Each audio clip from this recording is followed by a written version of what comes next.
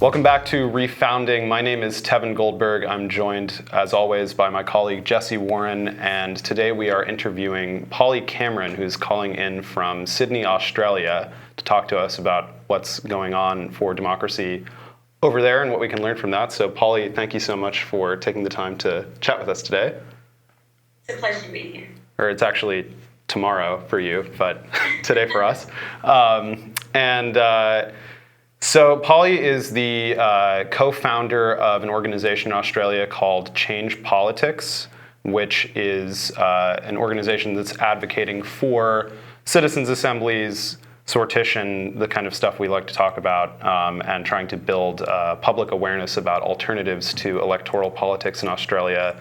She's also the director of public engagement at the New Democracy Foundation in Australia, which I believe the two organizations work together to advance this goal of new democracy. So one thing I noticed, Polly, when I open up the website to Change Politics is an image of a naked man in a bathtub who I understand to be an Australian celebrity whose name is Osher Gunsberg, and it says something under it along the lines of democracy would be better if it wasn't about elections.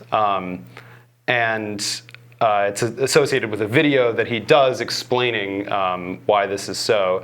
And obviously this is kind of surprising because a lot of, it's just surprising, period. But it's surprising because a lot of political organizations and websites tend to be a little bit more on the formal side. Maybe they go for inspirational, but the comedy is pretty disarming, and it stands out especially in the world of democracy reform because it can be a little bit dry and academic sometimes, maybe. So I'm wondering what motivated you to put this at the forefront of your organization, and like how that explains your approach to popularizing citizen democracy. Yeah, that's a very fair enough question. I mean, for those who haven't seen the video, for context, Osher's in a bath, and it's kind of a spin-off, the film The Big Short with Margot Robbie, and there's a moment in that film where it's all very dry, and they're talking about, the financial crisis, and so they say, here's Margot Robbie in a bath to explain what's happened. And so that's kind of the reference for that video. And also a bit of a tongue-in-cheek nod to the cheap stunts that politicians often do to grab attention as well, and headlines, and, the photo ops with the baby. So we were trying to take what can seem like a really complicated and, as you said, Tevan, there, dry concept, and make it more accessible. And I suppose that does get to the heart of what Change Politics tries to do, and our mission around building awareness and support for these kind of processes is to take them off kind of this, or politics and democracy, out of the ivory tower of something that, just goes on over there, and us as everyday people we know that that's sort of happening, but it doesn't really involve us, and let's just let them kind of do it type of thing. And actually try and bring people into the conversation in a way that feels kind of lighthearted and potentially, dare I say, even fun. What a concept. Yeah. So New Democracy and you and Change Politics, you're in Australia, and we're obviously in the US, and it's very different context. Most people in the US have never heard of this concept, this idea. It always feels like we're lagging behind the rest of the world. So I was wondering if you could talk a little bit about what it's like in Australia. What's the context? What do people know about this approach? Yeah, sure. I mean, there's still a huge divide around the people that know about citizens' assemblies and those that don't. It's still very much, kind of something that people, if they do know about it as well, for better or worse, it's kind of associated with the XR, the Extinction Rebellion movement, as one of their kind of core demands. So we deliberately as well wanted to use the term citizens' assemblies because there's some kind of recognition of any of the terms out there around that term, but really try and kind of own that terminology and bring it some sort of status and integrity as well. And it's been interesting, actually, just in the last sort of 6 to 12 months, hearing politicians using that term, and, you know, even just past my desk a couple of weeks ago that a big cultural organisation in Sydney has just started a program, you know, a public program next year that's called Citizens Assemblies, where they, you know, people buy a ticket and you go and attend. And we're sort of having a conversation with these different groups that are well-meaning and wanting to kind of popularise the idea, but are sort of missing kind of some of the core principles, and obviously the self-selection, and removing democratic lottery completely undermines what a Citizens Assembly is. So we're seeing that there is an increase in interest across public sectors and different, you know, active organizations and even into politics, but perhaps it's a little bit muddied water. And so, yeah, a key thing that we're trying to do as well is really define the term, so that it has that integrity, as I say, but still trying to make it kind of accessible for other people to kind of get into it. So I think it's picking up in Australia, and I mean, New Democracy's been around for over 10 years now, and so we've been, as an organisation, I think we're up to 32 or 33 projects we've now run in Australia, just ourselves, but there's other incredible practitioners, you know, Mosaic Lab down in Melbourne and Victoria in the southern part of the country that are running these projects on a local council level predominantly, and a little bit into state. You know, we've worked with Victoria and South Australia, but the next big win that we're really gunning for is a national project. And we really feel like if you do something on that federal level, you'll really kind of capture the attention of the entire country. And that's how we sort of really actually scale that level of awareness that you kind of see in places like Ireland, of course, that used it to address a few of their the areas in the Constitution. And so, you know, the majority of people in Ireland now are completely across citizens' assemblies and get what they are. So that's where we're trying to get to, and we're still a fair way off from that state. Yeah. Is there a particular topic that you would do for a National Assembly, or is there some project that is kind of in the works right now? Yeah, well, there's been growing interest in the topic of political financing in this country. There's been a shift in politics on a national level in Australia since the federal election in May, where we saw a lot of independent candidates get up more than ever before. And they're kind of called the teal waves. You know, they've kind of got the blue of the Liberals, but they sort of won on this path of kind of three sort of key pillars that they identified that Australians were caring more and more about, which was better representation in politics, particularly having women become elected. This integrity piece, so ensuring that there was kind of trust being restored into politics, and also climate. And so with this kind of wave of, about 7 female MPs that are kind of campaigning on this like climate and integrity platform, we found that there's been kind of growing support around. So, you know, they stand for, you know, being the voice of the community and, you know, bringing about greater integrity into politics and fair representation. And so we're sort of like knocking on the door going, so how is that going? So how are you doing that? You know, what are the mechanics of that going to actually look like?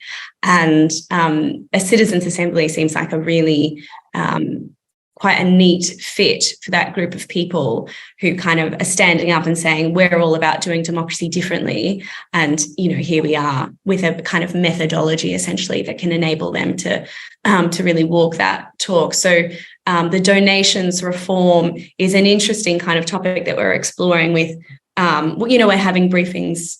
We were in Parliament House last week, actually having briefings with a range of federal MPs that are interested in using this methodology, particularly to address how we fund politics, because, you know, we're still in an age, of course, of electoral systems and campaigning costs money, and we so associate, and rightly so, money with access. So how do we try and uncouple that? And also do that in a way that restores trust in the people. And, you know, our government in power at the moment are coming up with their own kind of donations reform bill. But there's this kind, you know, this doesn't need explaining, but it's understandable that the people aren't going to likely trust whatever the government comes up with just by virtue of it, you know, them creating their own rules to kind of manage themselves. So it feels like a neat fit to then go, why don't we put that sort of topic into the hands of the people? What do they feel like would be a fair way to kind of fund our political system? So when you're having those conversations, I'm curious, like, because one of the things we've heard is, or one of the dilemmas in citizens' assemblies is that the more you empower citizens' assemblies and the people, sort of you're kind of taking power away from elected officials. So wondering if you've encountered that kind of pressure and if you've had to deal with that or how you've dealt with that. Yeah, Jesse, that's a great question. I mean, we deal with that all the time. And actually, that kind of gets to the genesis story of the split between New Democracy and Change Politics. Kind of internally, our shorthand is talking about Change Politics as the sort of bazaar and New Democracy is like the temple. And we kind of keep them separate in a very deliberate strategy, because New Democracy is about kind of showing that we're a trusted, safe pair of hands to politicians and to government, and that, you know, we're there to essentially make their job a little easier. A lot of people in politics go into politics because they have something that they care deeply about and they want to create and affect change. And of course, getting into the political system, it's not always easy to do that.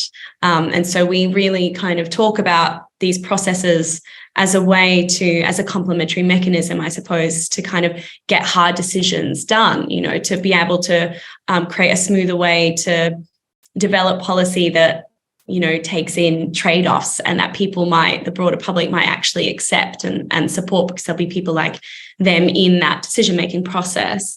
And so it does come up quite regularly. It's kind of a tightrope then, because when you're talking about these processes to the people who are feeling so disempowered and disenfranchised and frustrated with the current political system, the kind of languaging you're using, whilst both are correct, are slightly different. So when you speak to the public, of course, you're wanting to really highlight the fact that they're the ones that have, you know, got a seat at the table and are, you know, having that a voice to be able to speak to power and to have a say in the decisions that affect their lives. So the way that we kind of navigate authority is to ensure that, I mean, primarily that it is a complementary mechanism. And so all the recommendations that the body come up with, whilst they write them themselves and go through a whole consensus building process, they're recommendations that are given then to the government.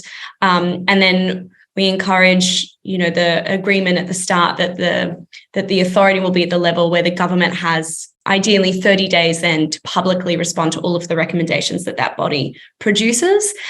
That way, it means that there's embedded accountability. So whilst, you know, it's very hard to get the government to write a blank check and say, yes, we're going to agree to all of the recommendations, and it's also not entirely realistic, like we saw with the climate assembly in France with Macron, who, you know, was very gung-ho about that. But, you know, you're still going to be taking those recommendations into a current political system. It's not always easy to guarantee that everything's going to be accepted, at least by saying we're going to accept as many of the recommendations as are feasible, and any that we feel like we can't, we will publicly stand in front of everyone and explain why that is. So that's kind of the level of authority that we work towards. Anything less, we wouldn't take on, because we're conscious of not running a project where people will walk away from that and they've given a lot of time and energy into it, and there wasn't really any outcome that was delivered. And that's something we want to steer away from, because, of course, whilst we're trying to develop people's understanding, awareness, and support for these sorts of processes and assemblies, if you have people out there going, yeah, I kind of did one of those things, or I had a friend that did that and it didn't really go anywhere, it's just adding again to that malaise of people going, you can't change the system, it's just broken, and, you know, anarchy and pitchforks are coming out. So yeah, that's kind of the level of authority we work towards. Something I wanted to ask you about is there's kind of a pretty pervasive sense of fatalism, or almost like depression, especially among younger people, about the capacity of our governments to be able to change or to actually address like people's concerns about issues. And I think maybe it's particularly acute in the United States because we've had some really divisive elections and protests and stuff where it's kind of like socially you don't even really want to talk about politics to people. It's like, oh, I don't want to, like, you know, be that guy. And do you feel like people's attitudes that you've seen, and particularly younger people's attitudes towards citizens' assemblies, is a little bit more open-minded or interested or curious than just saying, oh, there's this really great candidate that I think you should vote for? Or do you think people still are kind of like, anything that's related to government and that stuff is just kind of like a boring waste of time? Yeah, I mean... Which is, I don't think that, but a lot of people do think that, yeah. Yeah, no, oh no, God, absolutely. And to be fair, in fairness to them, it's really understandable. I think that sense of apathy and going, why should I even really take much of it? I mean, we have compulsory voting here, so it's a slightly different situation. So you're kind of being forced into the political system in some way. And I'm grateful that we have that in Australia. But, people spending a lot of time thinking about candidates, you can understand why they would feel like that's quite futile. That's kind of the way that it's set up. And that's something that we so refute, I suppose, at Change Politics, is that the only kind of measure of whether a government is doing well or not is this blunt tool of every 3 or 4 years you vote them in or not, is just so rudimentary. And so I think it's very understandable that people of any age, kind of reject that and feel apathetic towards it. We did some research actually towards the end of last year, kind of looking at different demographic markers from age and political persuasion and their sense of politics and their kind of feeling towards these sorts of ideas. And we noticed something interesting, actually. I mean, unsurprisingly, overwhelmingly, I think it was like 95% of Gen Z thought that the political system wasn't working in the favor of, everyday people, and that it was highly tribal and combative. But we also saw a kind of swing around the baby boomers also feeling like that politics wasn't very evidence-based and it wasn't serving the people. It was more about winning arguments than solving problems. It's almost like that kind of middle band of just kind of getting through whatever it is they're getting through, but sort of the people on the edges maybe are kind of a bit more time to look back and think, what is this and what am I leaving behind? Maybe there's sort of a legacy that's going on with maybe some of the older generations and certainly the new generations, like the Gen Z and those kind of younger age groups questioning the current status quo, I suppose, and the system. But yeah, we definitely see a stronger uptake in those fringes. But if I have, a second, and I'd be interested to see if this is the same for you guys, to really connect with anyone on this idea even in sort of 10, 15 minutes of this is kind of the basic principle, you bring people together to work out what a solution is that feels fair, that everyone kind of live with, rather than what's going on over there. They all just go, yeah, I get it. That makes sense. It just completely makes sense. And I think the more that we kind of throw people into a room that have those sorts of different opinions and learn how to, Tevan, what you're saying about people don't even want to talk about politics now because it's just so divisive, which is so understandable. We kind of just need to work out how do we get better at having difficult conversations and how do we get better at kind of rubbing up against people that have different views, and instead of kind of going at it with a default defensive or combative approach, how do we approach it with kind of curiosity? And that can sound so Pollyanna, but we actually see that happening in these processes. And I think why that is one of the key factors as to why you're moving people from opinion to judgment and you're building trust and social cohesion through those processes is because you're giving them time. So often these kinds of really tension-laden interactions are when people feel like, they've only got 10 seconds at a town hall meeting to shout their thing, or they have to kind of convince that other person because, they've only got a moment to kind of get their soundbite through, or what have you, or they're just not at all versed in having to even be in the same room with someone for over a period of a few months. You're going to behave very differently around that person than obviously if you're on a screen or you're never going to meet them or it's just a passing comment. So I think it's just like a crucial factor, and it has so many kind of positive ripple out effects, and people really get that when you spend the time to explain it to them. So do you have a personal experience from working with assembly participants or organizing assemblies that has confirmed this belief that it can heal division and lead towards real problem solving? Yeah, I mean, the kind of really high-fueled projects are ones that we've really kind of seen operated overseas on really like contentious issues. But kind of close to home, there's been, I mean, a majority of the projects that we've operated in Australia have been around kind of budget and stuff. And whilst that can get kind of heated and urban planning, there's not like a lot of division necessarily in the room. But even simple things like we ran a project earlier in the year for Western Sydney University, and Western Sydney is a pretty multiculturally diverse kind of area in town, and looking at kind of how students want to be represented was a fascinating topic for us, because essentially student politics is often what funnels up into real politics in this country. And so it's kind of a question that was a little bit subversive. How do students want to be represented at uni, has like quite a strong mirror, I guess, to politics. And it was cool because it was a proper democratic lottery, and the people that were in the room were a broad spectrum. And so you had, of course, plenty of younger people, but you also had some real mature age students. And seeing that kind of mix was quite fascinating, where there were certainly kind of young students that were a bit more really despondent and felt like the whole thing was kind of silly, and they were just overjoyed and couldn't kind of believe that they were being taken seriously, and the Vice Chancellor was there and was going to listen to their recommendations. And there was particularly an older gentleman who was just so chuffed that the younger people wanted to hear what he had to say as well, and get his perspective as an older kind of mature age students. I mean, there's countless kind of stories like that that run through all projects. Mm. Yeah, it seems like everyone we talk to who's done these, just it always seems like the people leave with just these great positive experiences. So that's really always heartening to hear. I was going to ask. It was funny.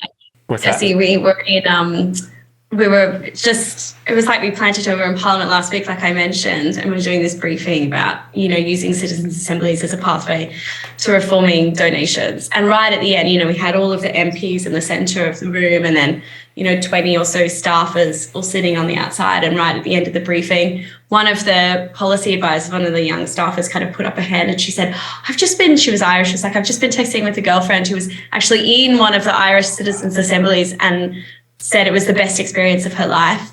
Wow. Like, we swear we didn't pay her to be there. But yeah, it's a common refrain that you hear from people that have been in projects that really get it and actually become our biggest advocates for it. We do, outreach to media and radio interviews, and so often I like to try and centre the voices of past participants, people that have actually been on assembly. They're the best people to describe the impact of that project, and they're always more than eager to kind of jump up and talk about their experience, to the extent that we're shooting another campaign in February where, it's going to be, while still we want to keep it light and that sort of tongue-in-cheek tone that we cultivate at Change Politics, it's going to be maybe a little bit more emotive and bringing people together to kind of give them a sense of what it might feel like to be in a citizens' assembly. And one of the twists at the end of that little clip, that kind of ad campaign, is that we're going to reveal that the people that are in the ad are all, ex-participants of a project. And so at the moment I'm going out and doing the casting, and we've got, 10 years of, several hundred people that have been participants. And it's been really cool. You're messaging people, emailing them from 2014 saying, hey, you participated in this Yarra Valley project on water in your area. Do you want to be a part of this ad that we're shooting that tells the story? And they're like, yeah, that was the best thing ever. Absolutely. I'm all about kind of spreading the word. Wow. So that's quite cool. And I think it's a really great measure of, the success of them as well, of how open they are to supporting.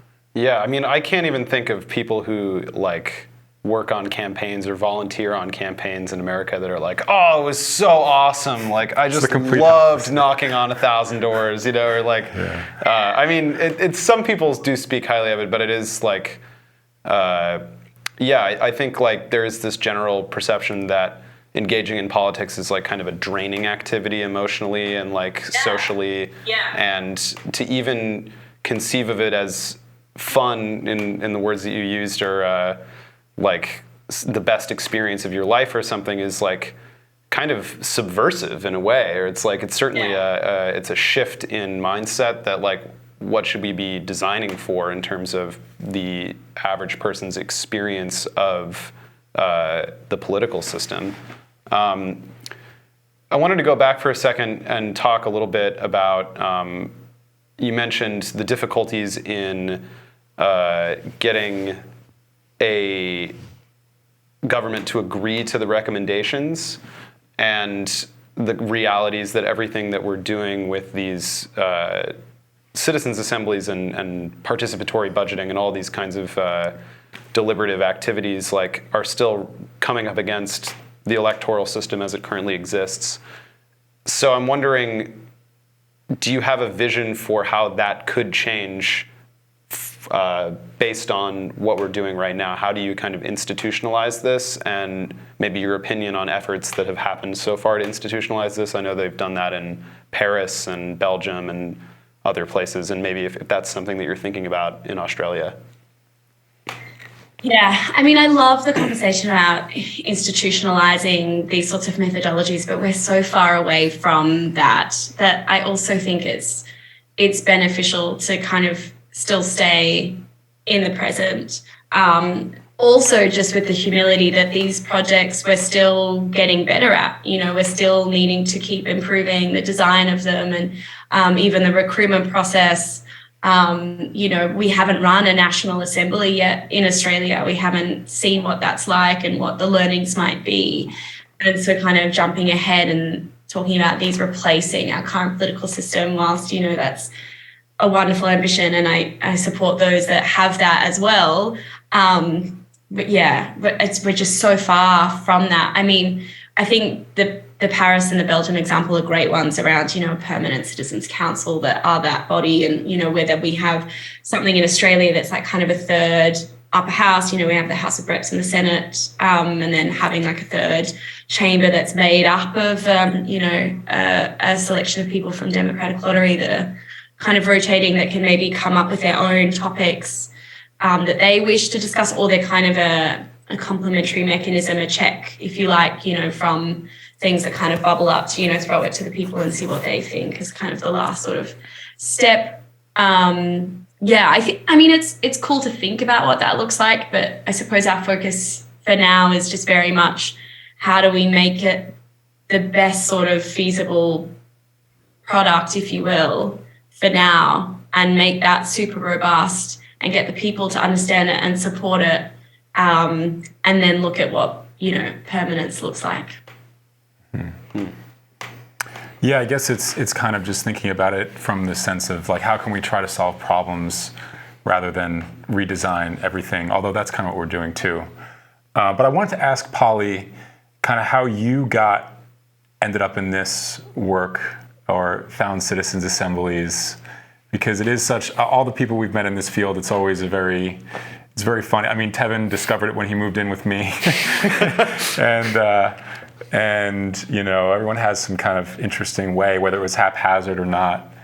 So I'm curious. Yeah, there are always cool stories, and similarly, it's fun to meet other people as well that kind of are interested in this from a more kind of design and human-centered background. But my kind of journey was, before I was doing any of this stuff, I was working for an organization called the School of Life, which is a global organization that is kind of about, applied philosophy and practical philosophy in everyday life, and actually kind of bringing out great ideas from, past thinkers that have also grappled with all the, questions that we're struggling with, and looking through, what's relevant from those discoveries and thinking, and how do we apply that today. And as a part of that work, we had the good fortune of bringing out A.C. Grayling, who's a wonderful philosopher based in the UK, and he wrote a book called Democracy in Its Crisis, and he gave we did a big national tour with him, and that was when I first was introduced to the idea of, actually back in Athens, they, would select people by lot.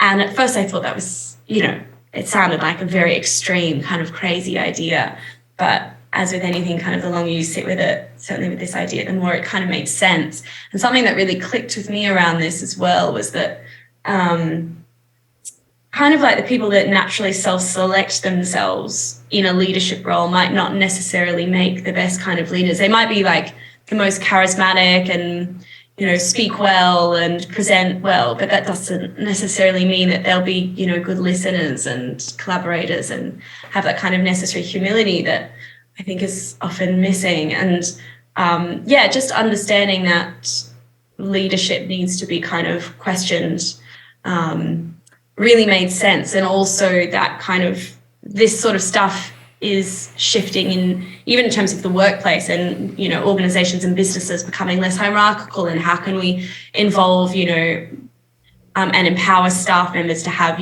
more autonomy and more kind of say in the decisions that are being made at a board level or executive level that affect them. So it kind of just gelled with me in that sense. And then when I found out about New Democracy through the principal funder, Luca Belgiorno Nettis, and his wife Anita, I couldn't believe that there was also something that was actually happening in Australia around this. And they're kind of uniquely placed because they're not, because New Democracy is principally funded by one philanthropist, there's, they're not practitioners, they're not needing to go out and get work. They actually just purely exist to prove that these ideas have merit. That's kind of the whole sole purpose of that organization. And then my task is to try and kind of spread the word. So I felt really fortunate to find them. And now I'm kind of a part of this haphazard sort of ramshackly team all around the world. And I include you both in that, which is so cool, that there's so many people from various backgrounds, whether they are academic and researchers, to practitioners and facilitators and leaders and, people that have been spat out of politics, as well as Lynn Carson on our research board, who comes from council politics, who adds a lot of value because of that background. And we kind of need people with all the variety of skills and experiences that we're lucky to have, I think. Yeah, it's really exciting to me because it's this shift, it seems, this whole little movement, growing movement, it's this shift from changing things, from activism, from a fighting perspective, and more from a creating something more, creating something better perspective. And that's and that comes through in all the everything you're talking about, all of the communications, like with Change Politics and New Democracy and everyone who's working on this. So that is just one of my favorite parts of this whole thing.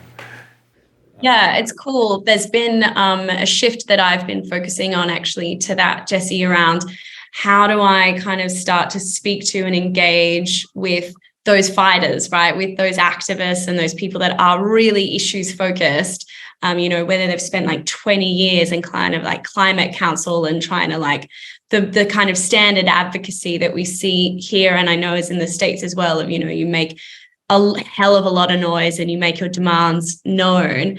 What could the conversation look like, and what is the potential that could be unlocked through using these kind of principles in those settings and in that context? And so I'm kind of shifting as well the efforts in Change Politics, whilst we're doing all of the broad outreach, and we've kind of got this digital marketing strategy where we kind of produce this content and shoot out ads and get people's buy-in measurably. So sign the petition and show your kind of support. We track their electorate so that we've kind of got kind of more nuanced data that we can use to show to particular representatives that people in their electorate kind of care about this stuff. But more and more, I've been having these conversations with those advocacy groups, and there's so much interest from them because it's exhausting fighting like that. And it's yelling underwater. And even if you get things passed, then government changes hands, and, who knows what we'll have in a house of cards of it all. And when I've been talking to them about this approach, whilst some on the, more extreme views might not gel with it, because there's a sense, I think, that naturally happens in those sort of advocacy and activist sectors where it's, I've got the right answer, I just need everyone to listen to my right answer. And so even with those kind of people, there's a sense that, a lack of wanting to listen and collaborate, even though that might seem on the surface kind of aligned to their principles. But more and more, I've been seeing kind of support and enthusiasm and interest and curiosity grow around these principles for how they structure their own organizations, and also then how they advocate. So rather than going through that, banging the fist on the table to their politician, they're starting to say something needs to shift on this topic. And we would love to see a deliberative method put in it so that, there are people from all the different interest groups that can present and share, and let's have a conversation around it. Immediately you change the kind of the tone and the temperature in the room if you're just talking about let's have a conversation and discuss over, and deliberate on this, rather than we've got the answer and it needs to be done and what are you doing about it. And to that end, I'm going to organise a kind of Citizens Assembly Summit next year that's particularly targeted towards these sorts of groups so that they can come and learn, and we'll sort of operate it, run it as a kind of an assembly. So around the topic of what can these sorts of principles unlock for your organisation and for the area of change that you're passionate about.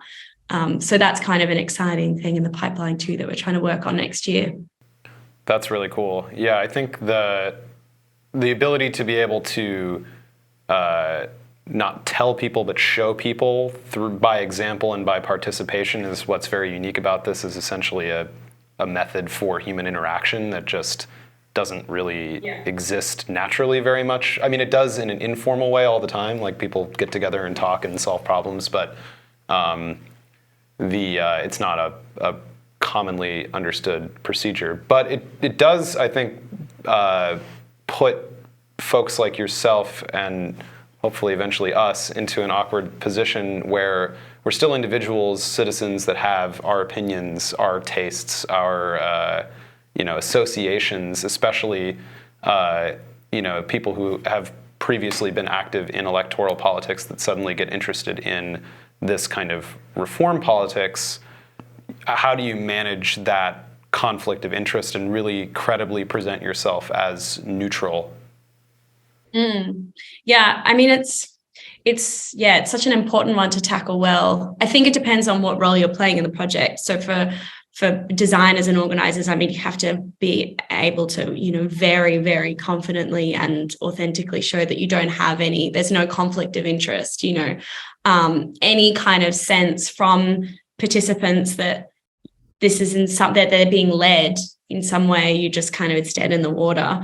And so anything, we would never, for example, our principal funder has the family kind of work has been around the built environment and building airports and large scale infrastructure. So if there was any kind of project that was, deeply related in some way to that, and even just on an optics level could be perceived as, we're designing and operating this project, but we've got a kind of sneaky agenda. We just wouldn't be able to touch it. So there's that as an organizer. But in terms of the participants in the room, they'll all have, as you say, their preferences and their biases, and that's great. And in fact, early into a project, we run these sorts of exercises where we introduce the idea and the concept of what a bias is, which can seem, really obvious on the outset. And, like people put their hand up, you ask the group, put your hand up if you've got kind of a bias around, the property market, people are expecting, like I work in real estate or whatever. But then eventually, there was a guy that put his hand up and said, well, I own a pretty large home. And so if there's certain measures that are taken, we put forward certain recommendations, I could miss out on, whatever the kind of the intrinsic kind of benefits to him would be of being able to keep having a large home and not be interrupted by zoning or whatever. And so as soon as that guy kind of owned the fact that he's got an inherent bias just because he's got a large home in that area, then, another woman said, oh, actually, I guess I have a bias too. That means I have a bias too. And so it just establishes that we all kind of inherently do. And so the work that we try and do in the room is to just really make it obvious and really known. So it's same when we bring in sources, we are all about having a large array, a diversity of sources. You can't ever strip a source of its bias. You can only make it really visible and show a diversity. So that's kind of, Tevan, did that answer the question? Because I wasn't sure if it was like in the room or you meant organizers, yeah. Yeah. And I just love how it all really does come back to philosophy at the end of the day, which, it's a real victory for us philosophy majors that we're told that what we did was useless because, it's like, yeah, you just have to get together and ask these kinds of really basic questions that we don't really make the time and space to ask. Like, what is a bias? Who am I? why are we here? What should we do? Yeah. You know, doesn't have to be like highfalutin. It's yeah. No, I was going to say the same thing. Or something similar. It's just in the United States, in the world, this idea of actually having a conversation or actually is about a policy is almost, people can't even comprehend what that would actually look like, it seems, because everyone just assumes that government has the way they want to do things, and what your job as a person, as a citizen, is to make your voice heard and explain the way they should be doing it. But there's just the idea that there could be an actual conversation where we talk it through, regardless of what our bias is just totally doesn't even exist, basically. And so it's just helping people, because I think about this sometimes when we use the word deliberation. I have to sometimes remind myself that for us in this world, we know what that means, and that's such a beautiful thing. But when you tell I feel like sometimes we use that word with people who've never heard about this, and it doesn't quite ring, because they don't really know what we're saying till we go in this whole thing. So that's Yeah, you've really gotten onto that, Jesse, because the words that we use, and to avoid, Tevan, as you say, like it all sounding a bit highfalutin, is so important. It's kind of so integral to all of this, is to really strip it back. And at the basics, if you look at it all, politics and governance is just, the decisions that we make as a, collective, and how we kind of run our lives. And we're all making decisions, obviously, on a day-to-day level about our own lives, but how do we do that at scale? That's all it is. It's just like, how do we want to be as a society?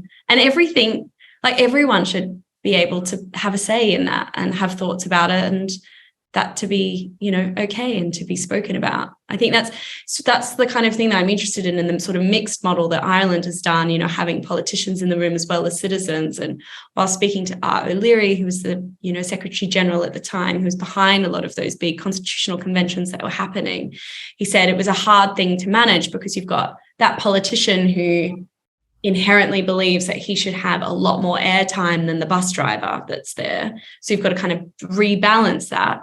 There was also something really powerful in having that mix, because you realize that for politicians, they realize that, everyday people, who would have thought, can have great ideas and can handle the complexity of this stuff and want to participate and want to be deeply involved and heard and listened to. And, conversely, for the citizen, it was important for them to see that the politician works super hard, is always kind of working and actually doing a lot. And that was, I think that's quite a powerful learnings from those sorts of mixed models as well, is that, it's important for both sides to understand, there's even division and vilification that happens just between that divide. That's not always helpful either.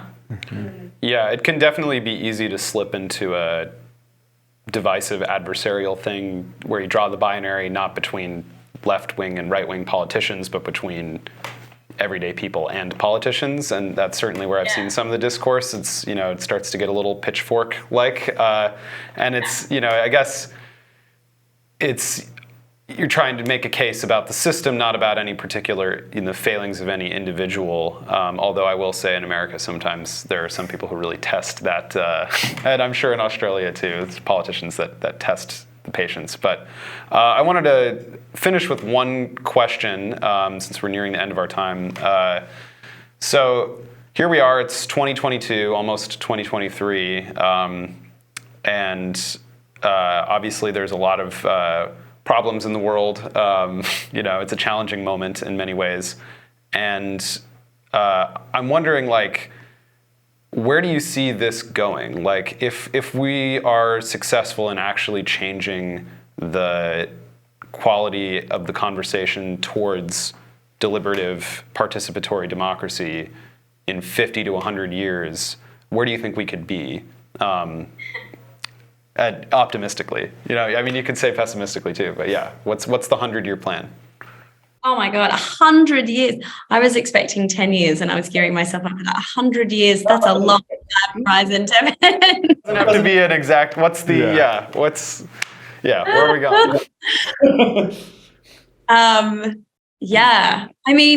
From where we are now, it's just try and make democracies a bit more like a democracy. That's kind of where we're at. And then I think, The longer term is from projects to permanence, like as we were talking about, what does kind of institutionalizing this look like? And there's a bit of an interim step for us in that at the moment. We've got big kind of constitutional questions coming up in Australia in particular about, we're doing a referendum on the voice to parliament with, how Indigenous people want to be represented and in our governance structure at the moment. But longer term, even just like more broadly out of just politics, which is, obviously integral to how we operate as a society. But I think my kind of longer goal with all of this, it's kind of about like, how do we get along better as a society? It's kind of as simple as that.